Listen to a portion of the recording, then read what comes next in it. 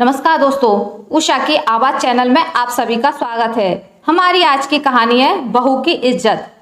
विशाखा विशाखा, मनोज की तेज आती आवाज से वो भागकर कमरे की तरफ गई। ये क्या है? कितनी बार कहा है मेरी शर्ट प्रेस करके रखा करो और तुम हो कि सुनती ही नहीं हो। अब मैं क्या पहनूंगा? मेरे ऑफिस में आज जरूरी मीटिंग है। विशाखा ने अलमारी की तरफ देखा। मनोज, इतनी सारी शर्ट तो प्रेस करके रखी हुई है, कोई भी पहन लीजिए। फिर एक शर्ट को मैं प्रेस वाले को क्या देती? मैंने सोचा 2-4 कपड़े इकट्ठे हो जाएंगे तभी दे दूंगी। तुम्हारे पास तो बहाने तैयार हैं। मुझे तो यही पहननी थी, पर तुमसे तो बहस करना ही बेकार है। जाने तुम्हारा ध्यान किधर रहता है, एक काम भी ढंग से नहीं होता है। और ये कहकर मनोज ने दूसरी शर्ट निकालकर पहन ली। अब खड़ी क्या हो, नाश्ता लगा दो, मुझे देर हो जाएगी। विशाखा समझ नहीं पाती मनोज को सुबह उठते ही क्या हो जाता है। पूरा घर सिर पर उठा लेते हैं, चिल्लाने लगते हैं। जब वो शर्ट प्रेस नहीं थी तो दूसरी पहन लेते। सबके सामने तमाशा बनाना क्या जरूरी था? तभी पूजा के मंदिर से आवाज आती है, विशाखा, पूजा का घी खत्म हो गया है, तुमने डिब्बे में घी नहीं भरा। आखिर कोई भी काम तुम ढंग से और समय पर नहीं कर सकती हो क्या? ये आवाज विशाखा की सास संतोष जी की थी। वो बड़बड़ाती हुई आई और डिब्बे में घी भरकर ले गई। विशाखा फिर हैरान थी। मम्मी जी रोज दीपक जलाती हैं, कब घी खत्म हुआ उन्हें पता होना चाहिए। जब घी खुद ने ही भर लिया तो इस तरह गुस्सा करने की क्या जरूरत है? वो कुछ और सोचती कि इससे पहले ससुर जी ने घर सिर पर उठा लिया। कोई मुझे चाय पिलाएगा क्या? किसी को फुर्सत नहीं है कि इस रिटायर्ड आदमी को पूछ लें। संतोष जी रसोई में आई और चाय का कप लेकर चली गई। बहू आने के बाद भी मुझे रसोई से चाय लेकर देनी पड़े तो फिर काहे का आराम मिला? मैं जब शादी होकर आई थी सास ससुर को कभी कहने का मौका नहीं देती थी, बोलने से पहले ही चाय पकड़ा देती थी। एक हमारी बहू आई है, इसे हर काम के लिए कहना होता है। इतने महीने हो गए शादी को, पर कोई भी काम ढंग से समय पर नहीं करती है। पता नहीं ऐसा कब तक चलेगा। अब मैं खुद काम करूं या अपने भगवान की सेवा करूं? विशाखा चुपचाप सुन रही थी। उसके संस्कार उसे कुछ भी कहने से रोक रहे थे। वो सबका काम करने की कोशिश करती थी, पर कोई उससे खुश ही नहीं रहता था। हर वक्त कुछ ना कुछ कमी निकालकर उसे डांट दिया जाता था। कभी कभी उसे लगता था कि उसने ये शादी ही करके गलती की। विशाखा अपनी मौसी की बेटी की शादी में गई थी। वहां उनके दूर के रिश्तेदार भी आए थे। जब वो महिला संगीत में डांस कर रही थी तो मनोज उसे एकटक देखे जा रहा था। उसे थोड़ी असहजता महसूस हुई, पर वो उस बात को भुलाकर शादी में जी जान से लग गई थी। उसकी मौसी की बेटी तनीषा उसी की हम उम्र थी। दोनों बहनें भी थी और सहेलियां भी थी। पूरी शादी में वो तनीषा के ही साथ में रही थी। मनोज तनीषा के साथ उसकी भी फोटो ले रहा था। शादी अच्छे से संपन्न हो गई। थोड़ी देर बाद विशाखा की मम्मी आई। सुनो, हमारी विशाखा के तो भाग्य ही खुल गए हैं। उसके लिए रिश्ता आया है। जीजी के दूर के रिश्तेदार का बेटा है, एक ही बेटा है। मनोज अच्छी कंपनी में नौकरी करता है। मैं तो उससे मिलकर भी आ रही हूँ। मुझे तो वो बड़ा पसंद आया है। ये सुनकर विशाखा के पापा ने आशंका जताई। मुझे बेटी की शादी की जल्दी नहीं है। मैं चाहता हूँ विशाखा जिसे मन से पसंद करेगी उससे ही शादी करेंगे। केवल एक बार देखने से लड़के के गुण थोड़े ही पता चलते हैं। जब तक बिटिया हाँ नहीं कहेगी ये शादी नहीं होगी। आप भी बस, जवान लड़की घर में है। मुझे रातों को नींद नहीं आती है। मैंने तो लड़का फाइनल कर लिया है और मुझे अच्छा भी लगा। शादी अगले महीने ही कर देंगे। अब जीजी ने भी तो तनीषा की शादी कर दी है। आप दोनों बाप बेटी के ही नखरे हैं। मैं इतना अच्छा रिश्ता नहीं जाने दूंगी। विशाखा की मम्मी ने किसी की नहीं सुनी और उसी दिन मनोज और विशाखा की सगाई कर दी। अचानक हुए रिश्ते से विशाखा हैरान थी, पर उसकी मम्मी हार्ट पेशेंट थी तो वो उन्हें ज़्यादा तनाव नहीं देना चाहती थी। 1 महीने बाद की शादी की तारीख निकाली गई। फोन पर मनोज ने बड़े प्यार से बात की थी तो उसे लगता था कि मम्मी का फैसला सही है। मनोज बड़ी ही इज्जत से बात करता था। मनोज से ज़्यादा बातचीत भी नहीं हो पाती थी। अब 1 ही महीने में प्री वेडिंग शूट, सगाई, गोद भराई, महिला संगीत और शादी थी। सबके लिए शॉपिंग करना और बाकी शॉपिंग में कब 1 महीना निकल गया और शादी का दिन भी नज़दीक आ गया। विशाखा दुल्हन बनकर विदा हुई तो मम्मी ने यही सीख दी, बेटी अपनी सास को अपनी माँ समझना, वो डांट दे तो सह लेना, बड़ों का मान सम्मान करना। अब वो ही तेरा घर है, तेरा मायका तो आज से पराया हो गया। अब अपने घर के सुख दुख तुझे ही सहने हैं। कोई बड़ी बात हो तो मायके फोन करना, वरना छोटी छोटी बातें तू अपने तक ही रखना। मम्मी की यही सीख अपने पल्लू में गांठ बांधकर विशाखा ससुराल आ गई थी। यहाँ आकर उसने सबको खुश रखने की कोशिश की, पर उसे तब बहुत बुरा लगता था जब हर कोई उस पर चिल्लाता था। बहू हूँ, घर की नौकरानी तो नहीं जो हर कोई उसे डांटे फटकारे। बस यही बात उसे सहन नहीं हो रही थी। मनोज ऑफिस जा चुके थे, ससुर जी पार्क चले गए थे। तभी जोरदार आवाज से उसका ध्यान कमरे की तरफ गया। संतोष जी चिल्ला रही थी, मम्मी जी आपको क्या हो गया है? उसने शालीनता से पूछा। हे भगवान, मैं ऐसी बहू का क्या करूं? 3 दिन से ये साड़ी अलमारी में बिखरी पड़ी है, पर इसने जमाकर नहीं रखी। केवल रसोई बनाने से ही बहू के फर्ज पूरे नहीं हो जाते हैं, घर की और भी साफ सफाई करनी होती है। 2 रोटी तो मैं भी बनाकर खा सकती हूँ, अभी भी मेरे हाथ पैर चल ही रहे हैं। तुमसे इतना नहीं होता कि कभी तो आकर सास की अलमारी संभाल लो।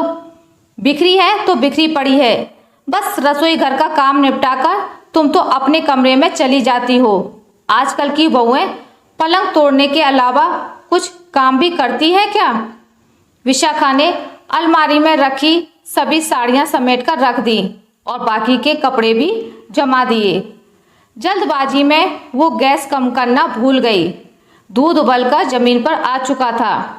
उसके साथ संतोष जी भी रसोई में पहुंची। रसोई का बुरा हाल देखकर उनके माथे की त्योरियां फिर से चढ़ गईं और वो फिर से तेज आवाज में बोल पड़ी, मैं तो थक गई, अब तो मेरी सांस भी फूलने लगी है, पर तुमसे कोई भी काम ढंग से नहीं होता है। तुमने गैस बर्बाद कर दी, दूध भी फैला दिया और रसोई भी गंदी कर दी।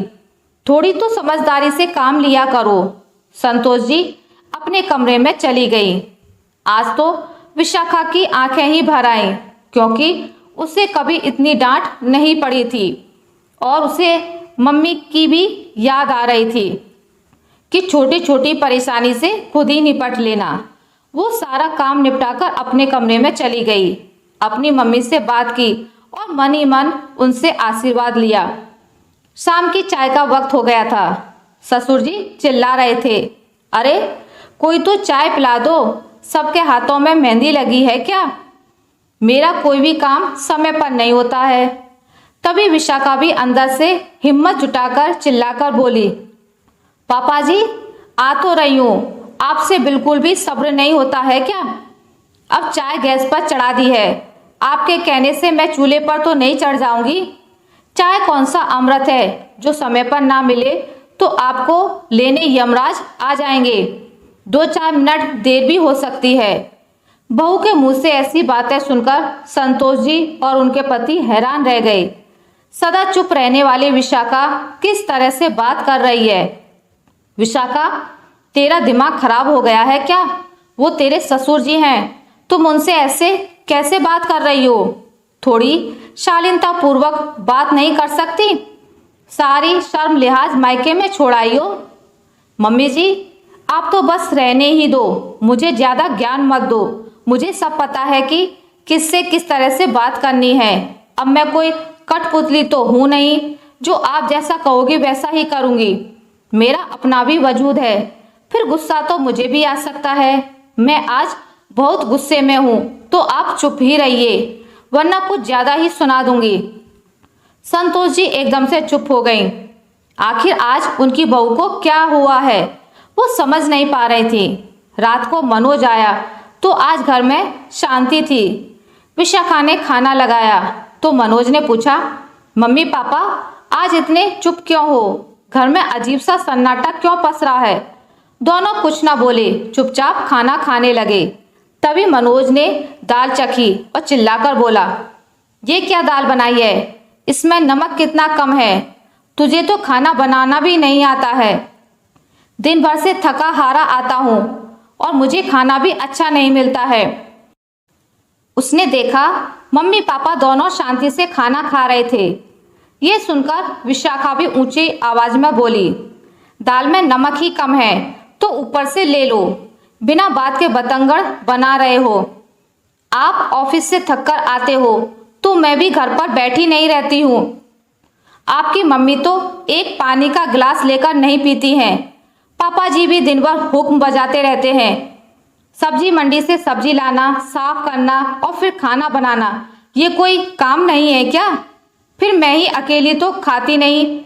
आप सबके लिए मैं खाना बनाती हूँ और आप हम सबके लिए कमा कर लाते हो, तो इसमें कौन सा एहसान करते हो? ज़्यादा दाल में नमक कम लग रहा है तो दाल छोड़ दो। तुम्हारी मम्मी सारे दिन बैठी ही तो रहती है। मेरे हाथ का खाना पसंद नहीं आ रहा है तो कल से ये बना देंगी। इन्हें तो खाना बनाना आता ही होगा। मनोज की आंखें फटी रह गईं। वो 2 मिनट के लिए सुन्न हो गया। ये क्या बोल रही हो? तुम्हें जरा भी तमीज़ नहीं है कि घर में सबसे कैसे बात करते हैं? तुमने तो आज सारी ही मर्यादा लांघ दी है। कोई इस तरह से बात करता है जिस तरह से तुमने आज की है? ये तुम्हें क्या हो गया है? विशाखा हंसकर बोलती है, अरे कुछ नहीं हुआ है, मैं तो एकदम से ठीक हूँ। मैंने जो बोला कुछ गलत तो नहीं बोला है। मैंने इन महीनों में यही सब तो सीखा है। मेरी मम्मी ने मुझे जो सीख दी थी वो इस घर में तो लागू नहीं होती है। मम्मी ने कहा था सबसे प्यार से बात करना, सबका ख्याल रखना, कभी डांट पड़ भी जाए तो चुप ही रहना। मेरे संस्कारों की वजह से मैं चुप थी, पर यहाँ तो मुझे लग रहा है कि इस घर में मेरे जैसे संस्कारों वाली लड़की की कोई ज़रूरत ही नहीं है। यहाँ तो सब ऐसे ही चीखकर चिल्लाकर बातें करते हैं। तो मुझे भी लगा कि मुझे अपने ससुराल वालों से इस तरह का व्यवहार करना सीखना चाहिए। मैं तो आप सब जैसे बोलते हैं वैसा ही तो बोल रही हूँ। यहाँ पापा जी मम्मी जी पर चिल्लाते हैं, मम्मी जी पापा जी पर चिल्लाती हैं। आप दोनों मुझे डांटते रहते हैं। मनोज भी छोटी छोटी बातों पर गुस्सा होकर मुझ पर चिल्लाते हैं। तो अब से मैंने भी चिल्लाना सीख लिया है और मैं आप सबके ही तो अनुसरण कर रही हूँ।